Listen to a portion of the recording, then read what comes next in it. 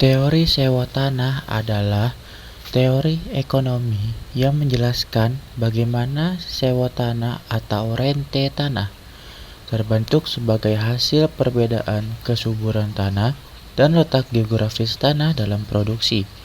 Teori ini berfokus pada tanah sebagai faktor produksi yang memiliki jumlah tetap dan tidak diperbanyak.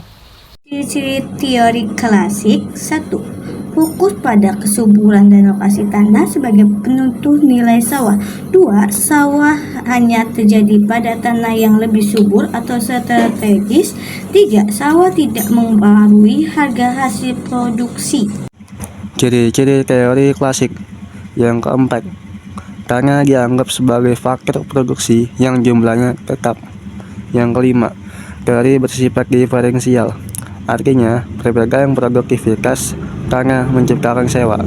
Faktor yang mempengaruhi sewa tanah. Kesuburan tanah yang lebih subur cenderung menghasilkan sewa yang lebih tinggi karena potensi produksinya lebih besar. Lokasi tanah yang dekat dengan pusat kegiatan ekonomi atau pasar akan memiliki sewa yang lebih tinggi karena mempermudah akses dan biaya transportasi yang lebih rendah. Permintaan yang akan terus bertambah akan menghasilkan produksi yang lebih berkualitas tinggi. Yang dihasilkan tanah itu mempengaruhi harga sewa. Jika permintaan tinggi, sewa cenderung akan meningkat terus. Sekian. Lalu di sini ada dampak positifnya, yaitu mendorong pengguna tanah secara efisien, memotivasi pemilik tanah untuk meningkatkan produktivitasnya. Lalu ada menjelaskan pentingnya alokasi sumber daya alam. Dampak negatif. 1.